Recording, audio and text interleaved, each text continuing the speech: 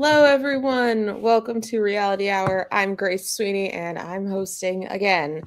Today we are talking American Idol. We have our top 30, and I wish I were more excited about it. And that is all I'm going to say. But Eric, Adam, how the hell are you? A little bit better because weather's getting nicer. So, hoping for warmer weather. But then we're going to lose an hour of sleep. So take the good with the bad. Indeed. Eric, how are you? I'm okay. I'm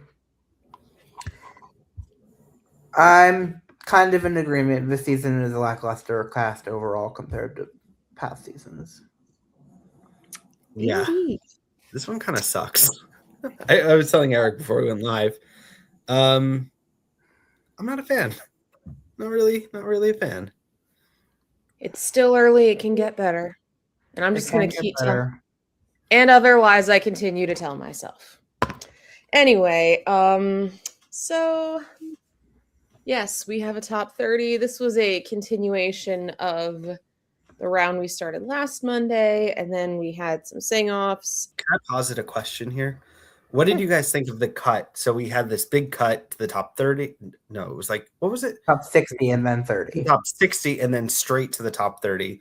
Were you guys a fan of that, or do you think they should have had like a top 60 round too? If we're under the constraint where we have a certain number of weeks to get through the show, and adding a top 60 round means fewer live shows, I prefer just cutting to the top 30. Damn.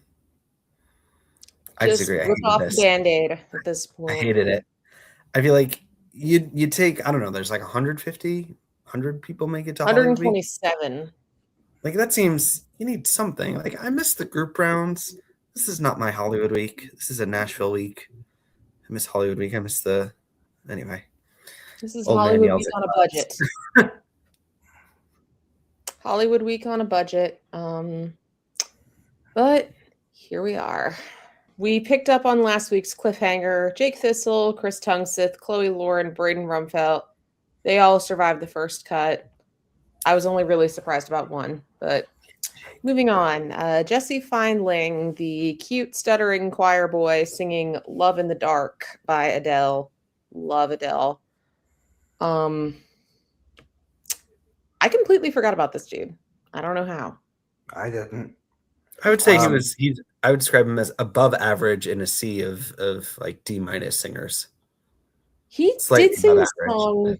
He did sing the song really well. Of course, he's got a lot of training, like I do.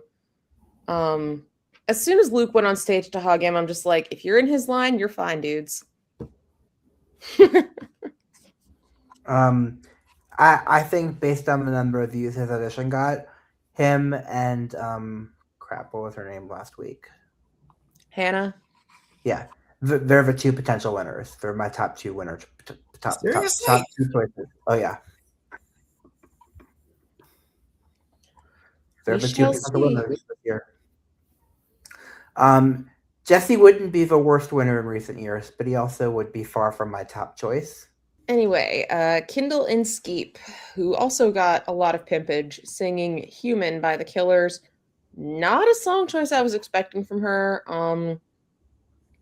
I get that she wanted to show versatility, but I didn't like this performance at all. I hated this song choice for her because it just didn't mesh for me at all, honestly. Her voice and this song just did not go together. So, yeah, no. I will say I will never forget how they pimped her so much by having another auditioner sing her song. That's like a new level of pimping. Which is okay. Don't really like. It's gonna be the notes I have for a lot of these people. Yeah, I have like a phrase for the next two, and that's all I have. All right. Well, yeah, we got Cutter Bradley singing Boots. Not my thing. Carrie seemed to love him, but this is her genre. It is not mine. Grace, you said the magic phrase. Not my thing. Ding, ding, ding. Yay. Not my thing either. Boring, generic. I hate to be harsh, but I've been watching the show all these seasons, and I've seen this singer 100 times. And sometimes they win. Usually the people like him go on that other show down the street, which I haven't watched in several years. So maybe he'll end up there. Anyway, Julian, his first Hollywood performance because he didn't go last year. And he was nervous about doing a cover.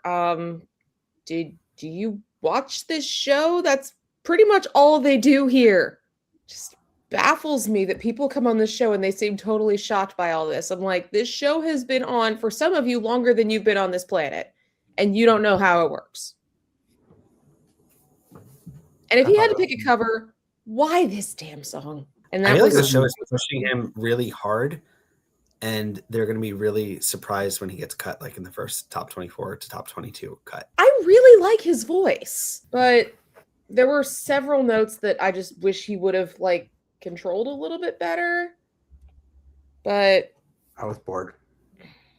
Sorry. I can't argue with him making it through. I really can't, but I don't know. It's boring. Sheldon Riley singing Best Good of the Luck, Night. Babe. Really? Best of the night. Yeah. Really? Yep. Good Luck, Babe. And that is a low bar. No, Eric is shaking his head. Disagree. I did like it, but there were like a fewer higher notes that sounded a bit rough. Disagree. I feel like I hated it at first, and then as he built it up, it got a little bit better. And my problem with this performance is that it's the same type of performance that he's done on every other show he's been on. Well, I haven't watched any of those shows. What? Well, I haven't watched any of those shows. Well, I have, and I know how it always ends up for Sheldon when he does this type of performance, which is that he doesn't win, and it's not gonna. I think it was not gonna win this time ever. There was one thing he said during his intro package that kind of I think it was him. It might have been someone else that made me laugh. He said, "American Idol is like it's back to basics" or something like that, and I'm like, dude, you got a whole band. Like, do you know what Old Hollywood Week was? Like, it was a cappella again. Like, come on, this. I feel like we have a low bar for back to basics. Okay, let's see. Okay, he's been on every singing show you could possibly ever think of, but like X Factor and Eurovision are both overproduced as all get out. He did what he did. He really was on AGT. Oh yeah, twice. How'd he do? I don't even remember. Was it a season we talked about? No. It was the COVID year. Was the first time, and then the fantasy season we didn't watch. But like X Factor and Eurovision are both overproduced as hell. The Masked Singer's not even a real singing show. He was on that one too. In Australia, yeah, he got second. God, you were on that one. I admire the hustle. We all know raise your hand if you think the Masked Singer is a real singing competition. Insert the sound of a cricket chirping here. Nah. Or I don't know what the hell his costume was. That takes more effort than I'm willing to put onto a Masked Singer joke. Anyway. All right, and then I just wrote time for a death montage at this point because we had a bunch of people getting cut. I didn't watch the death montage. I almost feel bad calling it that because they're not dead, but the montage of doom. How about that? Montage of cannon fodder because we all knew they weren't surviving this round, and even if they did, they're not surviving the next one. We have the two Rays, Ruby Ray singing Time by Olivia Dean. All I heard was the band. I thought it was verging on a mess. Yeah, and she survived this round. What the hell? Okay, now let's talk about the actual best contestant of the episode, shall we?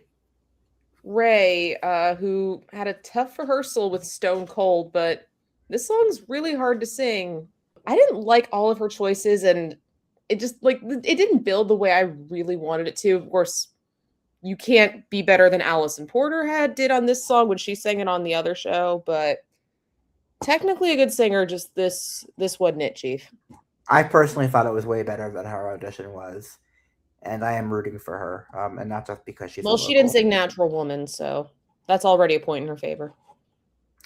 She's probably my second favorite contestant in the competition this year, honestly. Low bar, but still. Who's your favorite? Madison, obviously. Yeah. I mean, it's still good. Like I thought it was fine. Yeah. Genevieve Hayward, Pickle Girl. I will say my favorite moment of the backstories or non things that I watched, which I don't watch much of, was her talking about how everyone's freaking nervous. So stop lying and saying you're not nervous. Dee Dee Benami from season 9 is her vocal coach. I saw that. I'm not event. Dee Dee Benami cameo. Yeah, really. Completely did not remember her. But yeah, the story, which I thought she just completely yelled out. So I thought the first part, I thought as it built, it got better in my opinion, actually. And I mean, she's a complete mess, but like she's the type like that makes it through on personality more than talent. And then they don't last very long. We'll see. You're probably right. And yeah. Sorry, Pickle Girl. Oh my god, you're right. It was Dee Dee was her vocal coach. Yeah. You didn't see the small subtext? You'd think they would have like made a big deal. I'm looking at the caption. Yeah, but no one nine. 9 of American Idol. It was my season. That was my first season. Everybody knows that season 9 is the season we don't discuss, or it was. I don't know if it's been forgiven yet. I discussed it. I liked that season. It was my first season. They completely tried to brush it under the rug and act like it never happened, even after it did. Anyhow, I think Genevieve was good, but I don't think. I mean, I keep saying that, but like, I don't. You're not going to make. Someone's got to make the top 10. No, she's fine. So Bella Emery singing another Brandi Carlile song. She sang The Joke, and I wrote no notes on it, so you two talk. I love this song, and Bella did not deliver it as well as she could have. Adam? Ditto. Daniel Stallworth, whose niece looks the same age as him. Anyway, Stand By Me. Line. Stand By Me, the song that has allegedly been covered 500 times at least. And I think I've heard all 500 versions. The Land is Dark. I actually did kind of like the way he did it, and I normally don't like it when people do this song. It might have been like a little bit too much, but it didn't put me to sleep, so good for you, Daniel. I hate the song. He sang it well. I couldn't get over the song choice. I hate the song, but it was fine. So, all right, Brooks, who I really liked after the auditions. And this week we learned that in addition to working with adorable old people, he is a former soccer player who snapped his leg, and now he's here singing. And drowning, according to the song. I still really like him. I don't know why. I don't normally go for voices like his, but I don't know. I will say he is so unique, and I really wish I liked it more. But personally, I just, I can't be mad at him making it through because he is talented and he is unique. But he's just, and he loves old people. I thought he was okay. I didn't think he was terrible. I think, in my opinion, he's probably going to go far, but what do I know? And that was it. They all survived this round. We're left with 60, and the judges had it whittled down, not to 30, to 32. You know what that means. Sing off. Dun, dun, dun. That means that they're going to send home the 28 people and just leave us with the top 4? If only. If only. If only. We should be so lucky. So we had one sing off with 2 guys. Allegedly, it was not planned that they have the same last name. I don't believe that for a second, but it's Jason Garner, who I don't think we had seen yet, and Michael Garner. So we knew where this one was headed, didn't we? Was Jason the guy who put the guitar over his head? Was he? I don't know. But no, Jason sang That's All Right by Elvis. If only he had danced around like Scotty did when he did the song back in season 10. And Michael sang Drift Away. I did like him better, but I have grown a deep disdain for that song. I didn't like either of them. Yeah, I would have cut both. I mean, Michael at least I think might survive to the top 20. Chloe won't. We'll find out in spoiler corner, won't we? All right, and then the girls sing off Mary Jo Young versus Chloe Lauren. This is where I would have said send them both home. Chloe saying You Stole the Show. I thought it was her best performance yet, but still not great. Mary Jo sang Skinny Love, and I actually did like her far better, but I don't think it mattered because she really should not be here. I feel like there's a winning formula for an American Idol cast.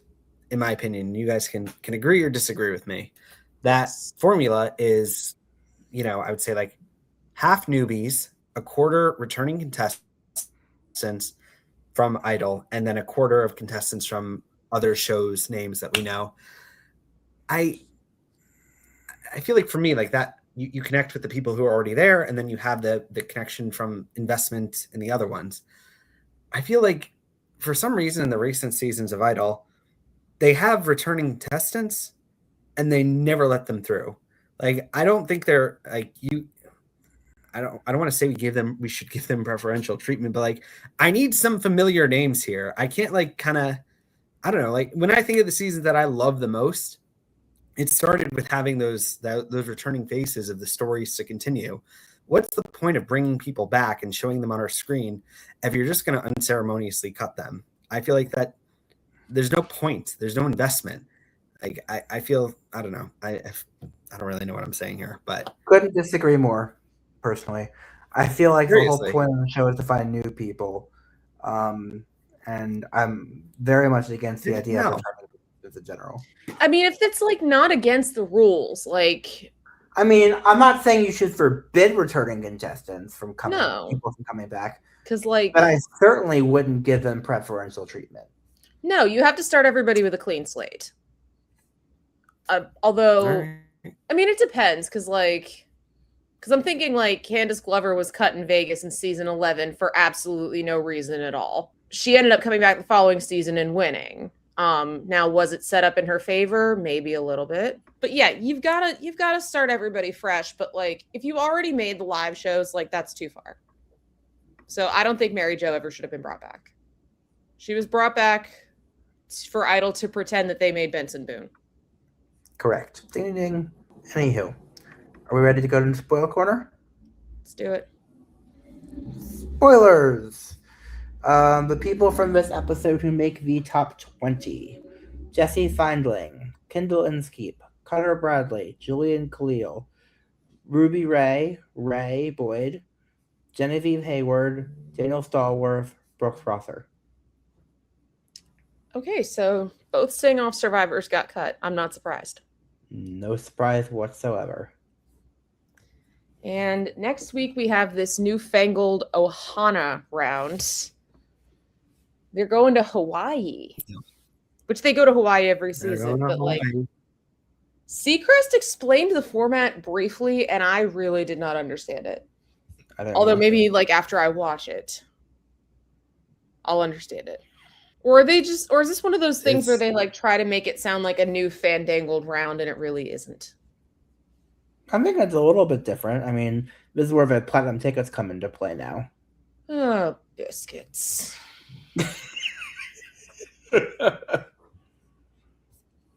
I watch way too much Bluey for this, apparently. But yes. There's 3 fan groups. There's the other contestants, the friends and family, the Ohana part, and the industry tastemakers, which are people that are sort of famous. One of them is Sasha Farber from Dancing with the Stars, although what he knows about singing, I don't know. And it's only one round, so we're going to hear 30 people sing in one night. No, we're not. There's no way we're hearing all of them. The favorite from each of the 3 voting groups gets the platinum ticket.